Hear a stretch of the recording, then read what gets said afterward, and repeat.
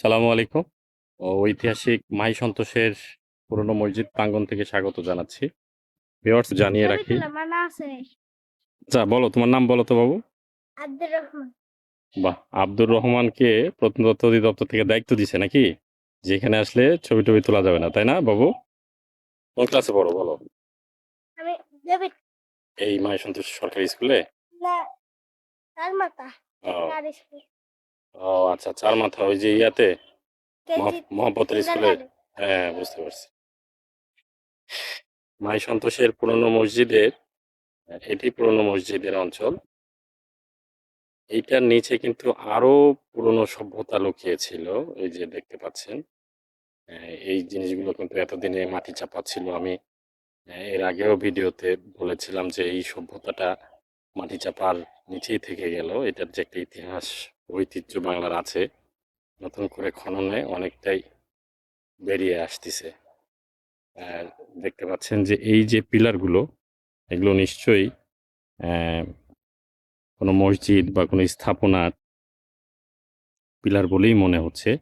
এবং এই যে নিচে পাথর কয়েক স্তরে, যদিও খনন কাজ চলমান, সেগুলো আমরা আজকে কোনো কর্মকর্তা নেই এখানে, থাকলে হয়তো জানতে পারতাম। এগুলো এবং এই যে দেখেন টেরাকোটাগুলো কিন্তু এখানে বোঝা যাচ্ছে। আমি বরাবরই উজ্জীবিত ছিলাম, সবসময় সোচ্চার ছিলাম যে এখানে একটা বাংলার মুসলিম যুগের ইতিহাসের সূচনা লগ্ন এখানে ছিল বলে যে ধারণা ছিল, সেটি কিন্তু আজকে মাটি থেকে বের হয়ে আসছে। এই যে এটাতে, এটা একটা ডিজাইন না, ফুলের ডিজাইন বা ফুল বা তোড়া বা যাই হোক। চলো আমাকে একটু ঘুরাই ঘুরাই দেখাও দেখি। এই যে মাটির নিচের পাথরগুলো আজকে বেরিয়ে আসছে, এটা মসজিদেরই, তাই না? এই ডিজাইনটা মসজিদের। আচ্ছা, হ্যাঁ ওই একটা। চলো, আমার এই ছোট্ট বন্ধু সে এখানে বেশ তদারকি করে করে আমাকে দেখাচ্ছে।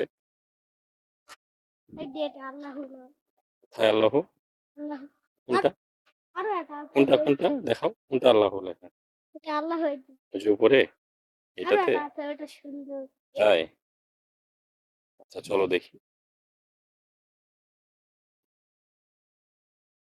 চলো। আগেকার লেখা, তাই না? এই যে একটা আগেকার লেখা। আর এই যে বিভিন্ন স্তরের যে বিন্যাসগুলো সেটি বেরোচ্ছে। খনন কাজ শেষ হলে বোঝা যাবে এটার ইতিহাস ঐতিহ্যটা কোথায়। আমরা তো এতদিনে উপরের স্তরটাই দেখতাম, এখন ধীরে ধীরে খননে নিচে স্তরগুলো আসতেছে। এই যে একটা আল্লাহ বলছো তুমি, তাই না? আচ্ছা যাই হোক, আল্লাহ লেখার মতো কিছুটা। এটা ফুল না ডিজাইন না লেখা, প্রত্নতত্ত্ববিদরা ভালো বলতে পারবেন। এই যে সম্ভবত চার প্রকোষ্ঠের যে পিলার গুলো, এই পাথরগুলো দেখে বোঝা যাচ্ছে যে চার প্রকোষ্ঠের পিলার আর কি।